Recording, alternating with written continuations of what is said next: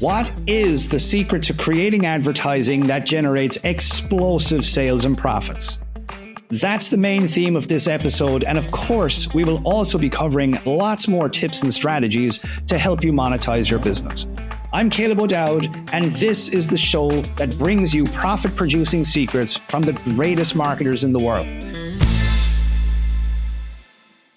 My guest today is none other than the legendary Todd Brown, one of the foremost experts online at acquiring and monetizing customers. Todd, welcome to the show. It's absolutely my pleasure. I would have taken that same intro that you used to describe me, and that's how I would describe you, dude. And so total honor, man, to chat with you. I always love talking with you because I always walk away with insights and new ideas. And so, man, yeah, really looking forward to this. How did you get into this game, man? I know that, from watching you on Facebook and everything, you kind of lived this double life. You're into bodybuilding and I know you do a lot of other stuff there as well, but how did you get into marketing in the first place? Many, many moons ago, I was working in the health club industry, and I was put in charge for some reason of the personal training department across all of these facilities. And my responsibility was ultimately to grow the sales of personal training. And I really knew nothing about marketing, advertising. Really, at the time, I thought advertising and marketing were the same thing, just two different words to describe the same activity. And one day I get a direct response postcard in the mail, an oversized, yellow hard stock postcard filled with copy from top to bottom, left to right, front and back. And it was offering a fitness marketing system for individual personal trainers. And so I figured, hey, this could be really valuable. Asked my boss if I could expense it. It was a few $100. He said, yeah. And I got this home study system. At the time, it was cassette tapes. It was like a hard diskette. It was big binders. It was this massive, massive thing that showed up. And that was my first exposure to the whole world of direct response and this idea that you could create a single message and then use that same message over and over and over to generate new buyers, new clients, and so on. And so I absolutely became enamored with that, and I began using it in the adapting it for the health club environment. And my department started to take off. And then I reached out to the creator of the program, and I said, "Who did you learn from?" And he said, "Gary Halbert, Dan Kennedy." And then I began buying, everything that I could get my hands on. And then the rest is really history. I continued to use direct response in the health clubs for maybe about 2 years, grew my department to the shining star in that health club company. And then I said, hey, I want to see if I could use this outside of this health club world. Let me see if I could teach massage therapists, which I kind of had an affinity with, to grow their practices using these same principles. And again, the rest is history. Did really well with that. And then, how it is, adapted and started training entrepreneurs and now it's, 20 some odd years later, man. I know you have this E5 method. It's profound. It's been so helpful to so many very successful marketers. Can you kind of take us through the beginning of your entire approach to acquiring customers on the front end using sales funnels? How the E5 method really came about was I was very fortunate to have one foot in the typical online marketing community, getting to see what, the best of the best guys like you were doing. But I also had at the same time one foot in the big publishing arena, working with Agora. I really just brought the best of what the online marketing world was doing that the Agoras weren't doing to them. And I brought what the Agoras were doing that the online marketing community wasn't doing to them. And they both thought I was a genius. I saw how to combine the best of the best from this world and the best of the best from this world into a single method. And that became the E5 method. I'm a big believer in education-based marketing. I'm a big believer in using it in differentiation upfront, specifically identifying the unique mechanism behind a product or service, which is nothing more really than the unique way, process, framework, approach, system, whatever, behind the product that is able to produce the result. And then we really just create campaigns that introduce the marketplace to this new and different way to get the result that they want. And we educate them on not only what makes this unique mechanism different, but what makes it superior to every other method out there. And only once we've led the prospect to really see and believe and understand what makes this unique mechanism superior to every other way to get the result that they want, do we then segue into the offer? Do we then segue into talking about the product? So ultimately, really, 75% of the message that we communicate to prospects when we create an E5-based campaign is really education, if you will, about the unique mechanism, leading the prospect to want the unique mechanism before we ever even introduce the product or the offer. So 75% is marketing, I like to say, 25% is selling. We're not selling until we ultimately get buy-in on the mechanism and ensure that the prospect wants the mechanism. I like to think that it's much more akin, this approach, to thinking and operating like a prosecutor. The prosecutor has one job when in front of the jury. The jury in this case is our prospect, is our marketplace. The prospect is there to say, to do, to present, to demonstrate whatever they need to demonstrate to lead the jury to see and believe that the defendant is guilty. And only after they've presented a rock-solid, airtight, emotional, and logical argument that leads the jury to see that the defendant is guilty, do they then give that final call to action to go in the back in the deliberation room and find this defendant guilty. Very similar to what we're doing. We're introducing the prospects to this new and different way, and our whole job is to present an airtight, rock-solid argument, emotional and logical argument that leads prospects first to see that this is the superior solution, right? And then only when we've done that do we segue into the offer. That's how I create, I would say, the overwhelming majority of our front-end offers that we're exposing to paid media. That's awesome, dude. I know a lot of people, when they hear about educating people before the sale, they kind of get, there's this understanding of giving value versus, giving content. Content might be this kind of step-by-step education, but that's not really what you're talking about here. You're not talking about giving away secrets. You're talking about something else. Maybe you could elaborate on what you mean when you say that. Yeah, and I think that's a great point. I'm so glad that you brought that up. Number one, that's why I really say, that's why I named this years ago, or refer to this really as education-based marketing, because at its core, what we're doing is we're marketing, right? There is a strategy behind everything that we do and say and show and present. I am not, and I want to be crystal clear about this, I am not in any way talking about or advocating for educating folks to build goodwill, educating folks to push the free line of how much value you give, right? Educating folks to, bring them over to your side, to then at some point put them into a marketing campaign. No, we're educating them about one thing and one thing only, and that is the unique mechanism. And we're educating them in a very strategic way so that they see the enormous value of this mechanism. In other words, we're really teaching them about what makes this unique mechanism different from everything else, and how through that difference, this is a superior way to get the result that they want. And so that's the only thing that we are educating them on. Everything that we do and say and show and present is there to lead them one step closer to seeing the unique mechanism as the perfect answer. And that's the only education that we do. And that's the only purpose of the education. It just so happens that I am a believer that that for the people that are like, hey, I want to deliver value, I don't think there's anything more valuable that I can do that I can do for somebody than get them to see what is the superior solution for their problem or their need or their desire.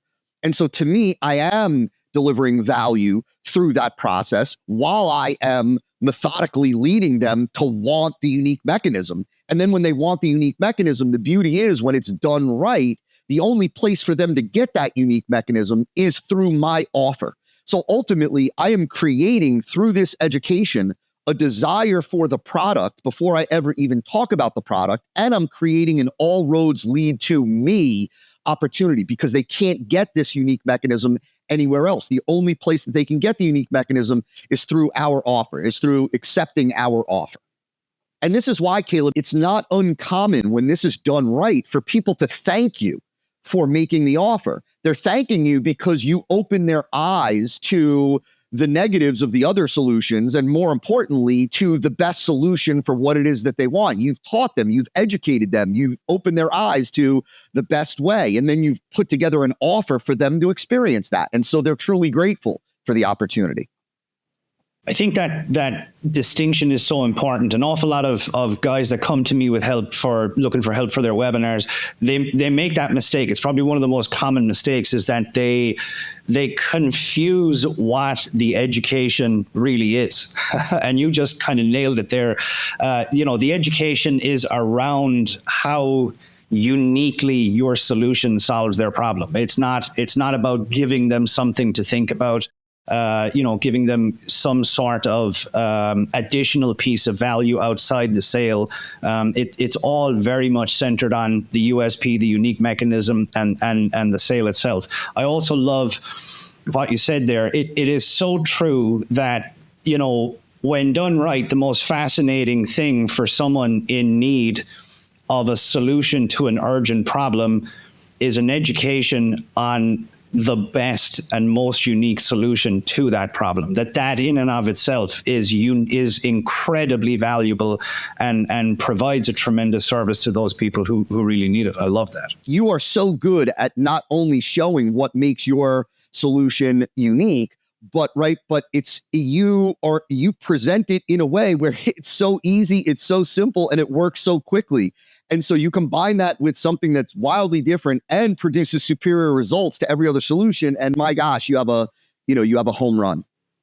From my perspective, there is always this unspoken about deal between the creator of the solution and the person who's going to buy it. The commitment you're asking your prospect or your customer for is their money. But your commitment in return is to deliver something that truly is fast, truly is easy, and truly is exciting. And we have, on many occasions, attempted to take that to the pinnacle of what is possible by providing all kinds of done-for-you services. And, our offers have done really, really well because of that. But I really do believe that if you are not sitting down to mastermind, how can I make this the simplest, fastest, easiest, and most exciting way to achieve the end result, I really don't think that you're bringing a product to the marketplace that has the kind of the selling power that is possible of creating there. To just piggyback off of what it is that you just said, I think that one of the mistakes that a lot of entrepreneurs, a lot of marketers make when they think about the offer is they only think about what I would describe as trying to create an irresistible proposition, meaning they're thinking about things like price and terms and bonuses and, risk reversal and that sort of stuff. And that is critical. But what is also critical is having an extremely attractive solution and which meets the criteria that you just described. And I think that what a lot of marketers don't understand is that if you have an unattractive solution, one that, let's say, appears to be difficult, tedious, time-consuming, slow, even with an irresistible proposition, you're still going to get a tremendous amount of resistance because, even if you gave away a garbage solution that was slow and tedious and difficult, even if you gave it away for free, there are going to be a lot of people that don't even want it because they're not willing to do that work, that effort, wait that time for the result. And so you really, to create a rock solid offer, you need both. And I would say in total alignment with what it is that you just said, you really need to start first with, let me design, create an attractive solution, and then wrap it and present it with an irresistible proposition. I dedicated a several chapters to this in a book. My essential message was so many marketers are trying to get a yes, and not enough marketers are trying to avoid getting a no. And getting a yes is, let me try and give you this bonus, that bonus, the other bonus. And they're trying to wrap it all up and turn it into this $27,000 offer that you can get for $49. When in actual fact, what they need to be thinking about a lot more is, what are all the reasons why someone is going to say no to this? And creating an offer that's designed to not get a no. When I was working with Halbert, his whole thing was, forget about trying to succeed, but spend a tremendous amount of time on trying not to fail. And because if you eliminate systematically all of the potential reasons, or as many of the potential reasons as you possibly can for why you would fail, that's what's going to skyrocket your chances of success. But if you're constantly trying to succeed, you'll come up with harebrained ideas. You will take a gamble on certain things. You'll risk things. You'll cut corners, and you have a much, as strange as it sounds, you have a much higher likelihood of failure when you try to succeed, and you have a much higher likelihood of success when you try to avoid failing. Why would someone say no? They would say no to this because they can't create their own ads, because they can't do their own traffic, because they can't create, their own websites, because they can't integrate this tool with that tool. And I try and come up with all of these solutions to all of these problems. Therefore, when I deliver my offer, I'm systematically overcoming all of these objections as the person moves through the offer, leaving the only possible answer, hopefully, when it goes right, leaving the only possible answer on the table to be, I just can't say no to this. Yes is the answer. I think that so many more marketers would have so much more success if they took that approach. Yeah, that is worth its weight in gold. In preparation for our time together, I got it and I went through it. The entire book. I believe this is one of the most valuable books published over the last handful of years, for sure. It's absolutely just what you just said is absolute money, man. I love it. Awesome. By the way, if you're enjoying the show here, just a quick reminder to press the like button, subscribe to this channel for more useful monetization tips, and turn on the notifications so you don't miss all of the great tips, tactics, strategies, and ideas that are coming your way in future episodes. And thank you for sharing this episode with your friends and colleagues. I really appreciate it. I'm always interested in talking with master sales funnel marketers like yourself, and I'm always interested in the thinking process that goes into the actual upsell path itself. Kind of walk me through how you put together upsells in your funnel. Yeah. So first, one of the savviest kind of ways for marketers to think about customer acquisition is to really just recognize that we're investors, right? We're investors just like equity investors, just like real estate investors. We're investing in the acquisition of assets. For us, those assets happen to be customers, right? For an equity investor, it's stocks. For a real estate investor, it's property, right? And ultimately, those assets that we're acquiring, there is a cost to acquire that asset, just like there's a cost to acquire an equity, just like there's a cost to acquire a property. There's also a value of that asset, of that customer, right? That we get back on day zero, the day that they become a customer. And then there is a future value of that asset, similar to the way when somebody invests in an equity, they're buying a share of stock at X price. That's the cost. They get X dollars of value back, which happens to be the same, the share price. And then they have an expectation of that stock going up in the future, right? And so I think first and foremost to recognize that, I make all of my decisions when it comes to our marketing as an investor. I'm looking to acquire a buyer that is worth more to me than what it cost me to acquire that buyer. We're obviously looking to bring back in as much revenue as quickly as we possibly can to offset our acquisition costs. But I also understand the fact that we're investing in assets that have a future value. And so I am willing to look at the value of the customer beyond just the front end campaign, beyond just that initial campaign that we're using to acquire them. I think that a lot of marketers, Caleb, I think they calculate things like cost per acquisition and average order value, and they calculate those numbers based solely on that first campaign that they use.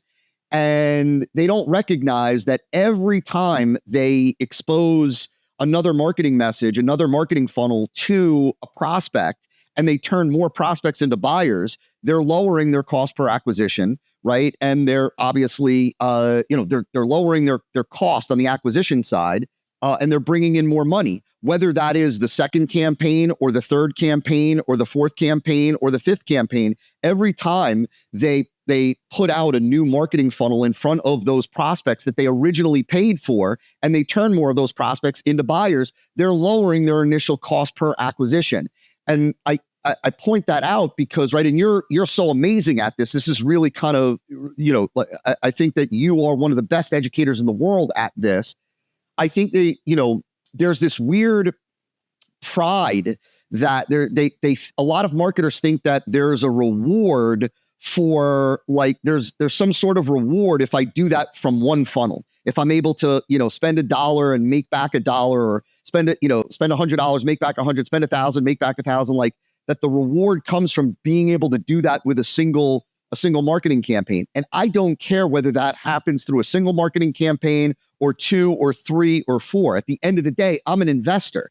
And so I'm simply trying to acquire these assets and make them worth more to me than what it is that it's costing me to get them. As it relates to maximizing transaction value, this is where we primarily rely on the very straightforward things like, bumps, upsells, downsells. We use second chance offers, and whatnot. And the way that I think about those things are, I tend to think about what they would need once they bought X product and now they've solved this problem, and now it's ultimately going to lead to this roadblock or this next step or this next need. How can I give them that through the upsell or the downsell? And so usually I try to keep everything as connected as I possibly can, so that it's ultimately leading them to one singular,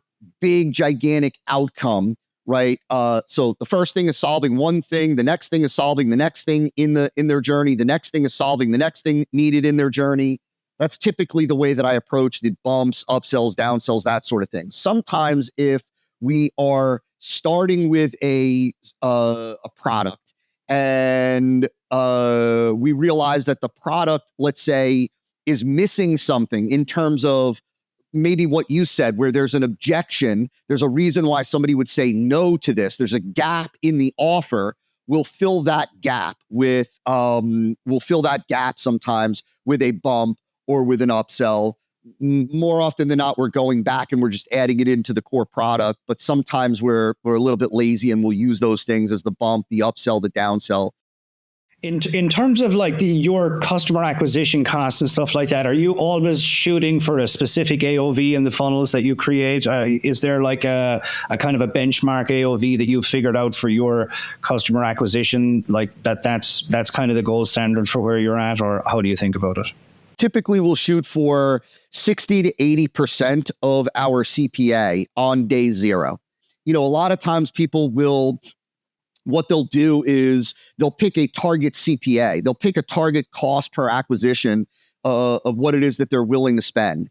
And I don't care if my CPA is $50, if it's $100, if it's $150, if it's $250, as long as I'm liquidating 60+%, somewhere between 60 and 80% of that CPA, I'm fine with that. So, right, this is where, a lot of times people will say, I'm overpaying. It's too expensive for me to acquire a buyer. And in my mind, what that really is saying is that we just don't have the customer value. If everybody else can only operate with a $50 CPA and I can operate with a $150 CPA, I have a disgusting advantage, right, in the marketplace. And so, right, so I'm not looking for the lowest CPA possible, right? I'm certainly always looking to decrease our cost per acquisition, but ultimately I'm looking to be able to operate at the highest levels, the highest CPAs, because I know that that gives us an advantage in the marketplace. And so in order to do that, we work really on increasing the value of a buyer, and we focus on increasing the value of a buyer. Caleb, like what a lot of people don't realize, like I believe it is much more difficult to lower the CPA than it is to increase the AOV or to increase the customer value. It's much more difficult to lower the cost per acquisition. Number one, there's a limit to how much you can lower that cost per acquisition, right? There's only so much that you can decrease your cost per acquisition. You're also, when it comes to cost per acquisition, you're talking about things like media costs, which there is there's a benchmark. There's a certain level of media costs that are determined by the market, that are determined by supply and demand on the platforms that we have no control over. And then the second piece is sales conversion rate, increasing sales conversion rate. And I believe that increasing sales conversion rate, because it works with prospects, because we're talking about converting more prospects, is the hardest part of every marketing campaign, is to get more prospects to buy. It is a much easier game to play when you are focused on increasing the value of a buyer. When you can increase the value of a buyer, whether it be through that initial campaign and or through multiple campaigns, you have unlimited upside potential in how much you can increase that value. And it's a much easier proposition because you're now talking to buyers. And so getting buyers to buy more is infinitely easier than getting prospects to buy for the first time. You just hit on something there that I think is so important. Like the difference between regular marketers and elite marketers and advertisers is that the elite guys are always trying to increase the amount of money they can spend to acquire a customer, and everybody else is trying to lower the cost associated with that. All of the top companies, the top marketers that I have seen that are able to scale to really, really big numbers, they're always trying to move that needle to see how much they can spend and above everybody else to acquire a customer. And I think that that's just brilliant. And the way you said it there was spot on. I think, Caleb, the analogy that I use is, I go back to, right, we're investors. And I think about, let's say, the real estate investor. And let's say you've got these two real estate investors and they're looking to invest in a small commercial property. And, let's say they're looking to invest in $1 million property. And so, right, they're both kind of bidding on this $1 million property. And you've got the first real estate investor knows how to turn that $1 million property into a $1.5 million property through upgrades or whatnot. And the other real estate investor knows how to turn that property into a $2.5 million property, right? They know how to increase the value a lot more of that property. Well, that investor can spend a lot more, can outbid the other investor to get the property because he knows how to increase the value enough to offset that. And when that investor can go in there and say, I'll spend $700,000, $800,000, whatever the number extra to get that property, I'll go above your bid. I'll go way above what it is that they're bidding because I can. Then they have a gross advantage. And so that's, to me, and it's a much easier thing to do than to decrease CPA. It's a difficult task to decrease CPA. It's a much easier task to increase customer value. I love that story. I love that analogy. It reminds me of a story Rich Sheffrin told me years ago. He was telling me that there was a real estate company in New York, and there was this building that was for sale, and I forget the exact specifics of it, but this is the general idea. It was like a 20-story building or something, and there were two companies looking to bid on this building and buy it, and it was for sale for, I don't know, 300 million or something like that, and one company came in and offered, like, I don't know, 600 million, twice the amount of money. And all the other, guys that were looking to buy this building thought it was absolutely insane. But these guys obviously bought the building. And what ended up happening was there was some sort of an agreement on that building that in 5 years, there was a zoning issue that allowed you to add another 20 stories to the building. And nobody else knew about that except this company. And that's why they were able to pay twice as much. It's because by adding an extra 20 stories onto the building in 5 years, it was going to be worth, 1 point something billion dollars. And it's having the end result in mind and knowing the value of the end result of what it is that you're doing allows you to be able to kind of make these decisions, obviously in acquiring a piece of property, but part of what you're saying here as being an investor in the marketing world, knowing the value of the end result allows you to be able to acquire customers at a much different rate and at a much different price than everybody else, which I think brings us perfectly into the back end, where I know that you're an absolute master of this stuff, Todd. I'm the whole idea of this show, the whole idea of the book, the whole idea of this message that we're trying to put out there, which I know, it's nothing new to you because you're a master of this stuff, is that the money is in the back end. The money is in, monetizing customers. And I would love to hear, your take on how you guys monetize your customers and maybe perhaps one of the best or biggest breakthroughs that you guys have had over the years in terms of monetizing your customers. I almost don't even like to refer to it sometimes as the front end and the back end. I really like to just refer to it as, the front end customer acquisition and then the business that we're in, right? Because ultimately the back end, right, really is the business that we're in. That is the business. And ultimately what we're doing is really, on the front end to acquire customers, to acquire buyers, clients, we're designing offers and campaigns that allow us economically to do that, to acquire those assets. I really don't get caught up in the marketing performance metrics. Like, I really don't care what the sales conversion rate is, or the opt-in rate, the sales conversion rate, the order form completion rate. Like, all of those things are performance metrics that help me to understand what's working well in the campaign and what's not. But none of those metrics we can't deposit sales conversion rate. You can't deposit order form completion rate. At the end of the day, I really care about what does it cost us to acquire a buyer? What's the buyer worth to us the day that we acquire them? And then what's the future value of that buyer in 14 days, in 30 days, in 60 days, in 90 days. I really think that when the front end is done right and you deliver the goods, you fulfill on your promises and you exceed expectations, you set up the back end, the real business, to not require the same level of marketing savvy needed on the front end. Meaning that on the back end, people are buying because of trust, right? Because they now have a level of trust with you because you fulfilled and you exceeded expectations on the front. Like, I'll never forget. I was fortunate enough to have dinner one night with Mark Ford and David Deutsch, and I believe like Paris Lampropoulos was there. I have no idea why I was at this dinner, and I'll never forget Mark talking about at Agora. What they saw was that on the front end, they relied so heavily on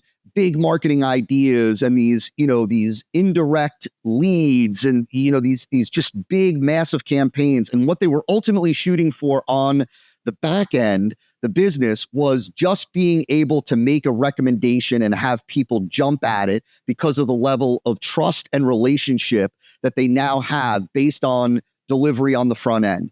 And so, I've always tried to do that in our business, where I've always tried to over deliver on the front end, so that when we come out with something new for our customers, we don't need the big hoopla. There's already a level of trust there. We still go the distance with the attractive solution. We still go the distance with the irresistible offer. But we're really just saying, here's what this is about, and here's what it'll do for you, and here's why I think that this is going to be enormously valuable for you, and here's the solution, and here's how it works, and here's why it's great, and here's the offer. And so I know that that's not really some big breakthrough, but that's how we think about the back end. Yeah, no, that's great. You mentioned there a few minutes ago, you want to get 60 to 80% back on day one. How quickly are you looking to recoup that other 20 to 40% to break even? For us, we can go 60. We'll go 60. We can even go as far as 90 days on that. It's very easy for a lot of experienced marketers to really understand this idea of going negative on the front end, right? Having a higher CPA than your AOV because of, let's say, lifetime value or 1 month value, 2 month value, 3 month value, right? Because, I'll make it up on the back end. But what not a lot of people talk about is how negative can you go in your particular business. In other words, right, if you're going $50 negative and you're acquiring, 100 customers a week and you don't break even for 30 days, that's one thing. But if you're going $50 negative and you're acquiring 1,000 customers a week and you don't get to break even for 6 weeks, well, you could run out of money. You could run out of capital before you have the chance to recoup that. And so it's not just a matter of understanding the value of trading money up front for an asset that has greater value in the future. It's understanding, right, how much can I float and for how long, and what does that ultimately mean for my scale? Yeah, in my experience, what I've found is that first and foremost, most people don't even comprehend the idea of going into the hole, because their entire perception of marketing is that I should be making profit from the very first customer acquisition funnel. And they are not even aware of the need to be monetizing, at all, let alone aggressively on the back end. But in addition to that, what I see a lot of is marketers that don't have an understanding of what it is they're really doing. Like a lot of the times, like dogs will chase, cars and, for no reason. They're just chasing the cars. Marketers will chase scale for no reason, just to do it, just for the ego trip of it. But one of, as I look back in my own career, one of the greatest kind of revelations that I had is, gosh, if I work the back end enough, I don't have to acquire so many customers on the front end. I don't have to max myself out. I don't have to be teetering on, the point of insanity, acquiring customers on the front end, spending so much money. We used to drop a tremendous amount of money in the newspapers every month. And there was just so much money on the go that, if all of a sudden there was a hurricane coming or you know what I mean? We could get into so much trouble. There was always so many things going on that even in the mail, if there's something happening when we were acquiring customers in the mail, there's so much money out and it's out for such a long period of time that anything can kind of go wrong. When you're spending a lot of money. But what I learned was there's a big difference between acquiring a lot of customers and making a lot of money. And, a lot of marketers, I feel, get caught up in this, in not understanding what the actual goal is of what they're doing. And as a result, they start to chase goals that don't actually accomplish what it is that they're trying to do. So I think that's a big thing. First and foremost, from a macro level, are you looking for income or are you looking for customers? Because a lot of the times you can, if you work the back end enough, you can earn a lot more money from acquiring a lot less customers than if you were to acquire a lot of customers but not be monetizing the back end. Oof, well said, man. That's so well said. And I learned this by getting, into trouble, but really taking the time to nail down the monetization side of things on the back end before you really put the foot to the floor on the front end. I'm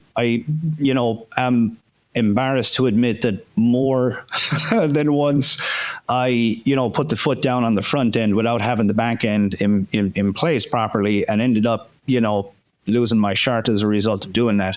But I feel like once you kind of have systematically kind of understood, this is how these customers from this campaign convert throughout this funnel on the back end, it becomes a lot safer then to kind of scale and get this kind of understanding of how long it takes to how much you can go in the hole and how long it can take for you to get your investment back. The problem is that it varies then as well. It varies from traffic source to traffic source. It can vary from campaign to campaign. So, yeah.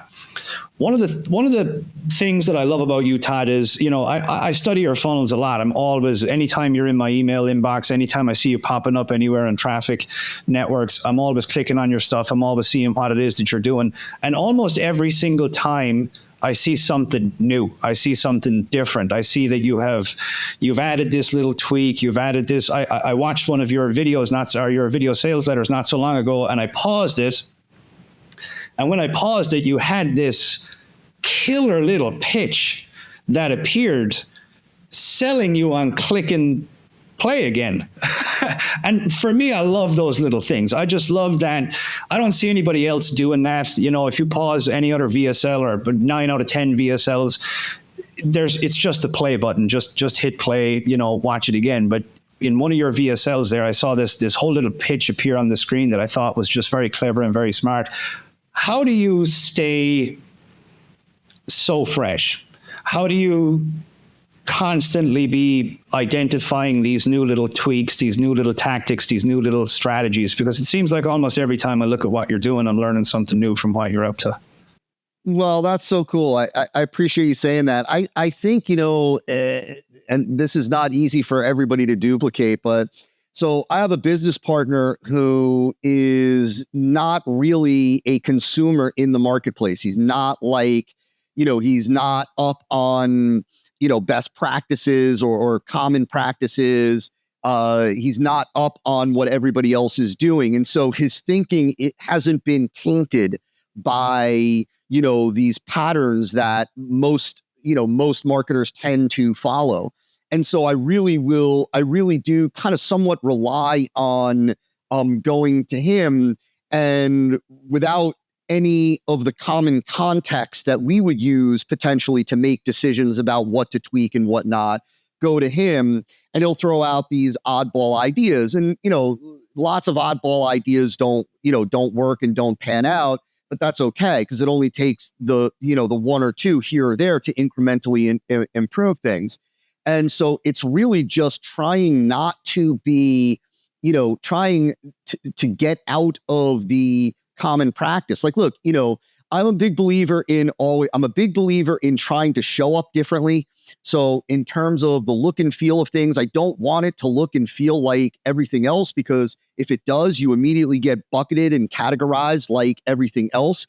This is why I don't, when, it baffles me when there are, let's say there's a format of a sales page or a format of a web page that everybody starts to model and copy. Well, the moment that everybody is using this same framework, you now appear the same. You now can be categorized by the prospect.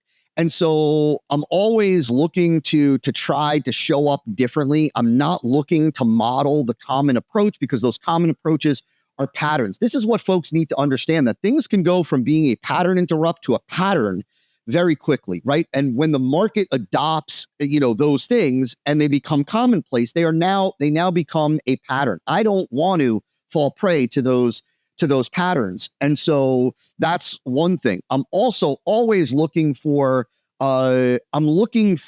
different in general when it comes to marketing, when it comes to our offers, when it comes to our solutions. One of the things that I'm always kind of thinking about, and this I am paying attention to the marketplace. I'm thinking about, where are the gaps in what the marketplace, what other experts are talking about? What are they missing? What are the angles or approaches that they're not using? Right? What are the stories, the perspectives that they're sharing that and what they're not sharing that I can jump in on. So I'm always looking for, I'm looking for different. And the final thing that I would say is that, and I apologize if you can hear my dog barking in the back, the pool cleaner, the guy cleaning the pool is here. I'm a big believer with marketing that, like, look, I'm a big believer in hitting singles and doubles and triples, right? To use a baseball analogy, rather than just trying to hit a grand slam home run.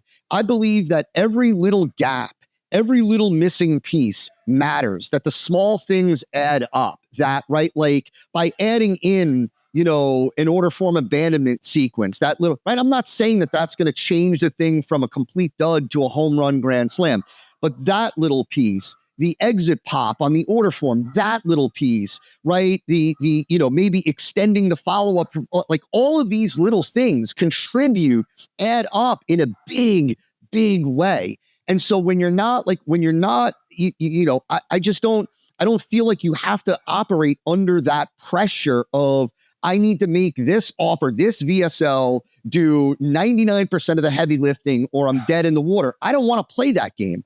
That's a brutal game to play. I've played it and it's brutal, right? I'll never forget. Let me say this, Caleb, we had you out to top one. This is to show you the impact. So we had you out to top one, our mastermind group, some years ago. And I'll never forget, you said something while there that impacted me. Like, it's still something to this day that I think about. You were talking about looking for opportunities that don't require A+ level copywriting skills, right? Like looking for opportunities, because when looking for opportunities where it doesn't require A level copy chops. When you write, and so like for me, I kind of carried that over and I was like, well, look, if you have the back end, if you're monetizing properly, and if you fill these gaps, all these missing pieces that so many people have in their funnel, right? Like all of those things add up to the result that I ultimately want, which is to acquire buyers that are worth more to me than what it is that I'm paying to acquire them, without necessarily needing these A+ copy chops every single time, because that's brutal. And so, yeah, I know I went down a little bit of a weird rabbit hole, but that's, No, not at all. I honestly think that it's such a valuable point, because the less of a real business you have, the more perfect your funnel needs to be, because it's all you've got. And that's a very difficult place to be. It really is, and unfortunately, that's where I see way too many marketers being in that position. The more of a back end, the more of a suite of products you have, the more monetization you've got going, the less stress there is associated with having to be perfect all the time, because it's damn hard to be perfect all the time. So I totally agree. I think that it's a hard thing to teach. It's a hard thing to educate people on, but you need to have a real business, and the more of a real business you have, the easier this whole game of marketing and advertising becomes. It really comes down to the mindset that a lot of these folks are getting into the online marketing world, like even the way that we refer to it as the online marketing world. And they're getting into this marketing game, and they think that the game is one of marketing and marketing performance and better sales conversion rates and all of those marketing performance numbers. And that's what they're focused on. And that's what they're thinking about, when the savviest entrepreneurs, the savviest marketers are really playing an investor's game. And really just understanding that, like, my job is, if I can have a 0.5% sales conversion rate, but yet still be making money off of every single buyer that I'm acquiring, that is a wonderful thing. But if I have to have an 8% sales conversion rate on every campaign minimum, that's a brutally difficult game. And so not only is the investor game, a much easier game to play, it's a much smarter game to play, and it's ultimately the game that we really want to be playing, because, like you said, it is about making more money, not just acquiring more buyers. And I think that you did just an amazing job of really showing how a focus on the monetization and doing it completely, doing it thoroughly, and doing it fully is the answer, is the path, is the easier game, is the smarter move, and is what the best marketers on the planet do. Well, thank you very much. You're one of perhaps 5 guys that I think are absolutely top of their game in this business. I really and truly believe that. I secretly am an admirer, have been for years. Any time you pop up in my inbox, anytime I see your ads, I'm always clicking on everything.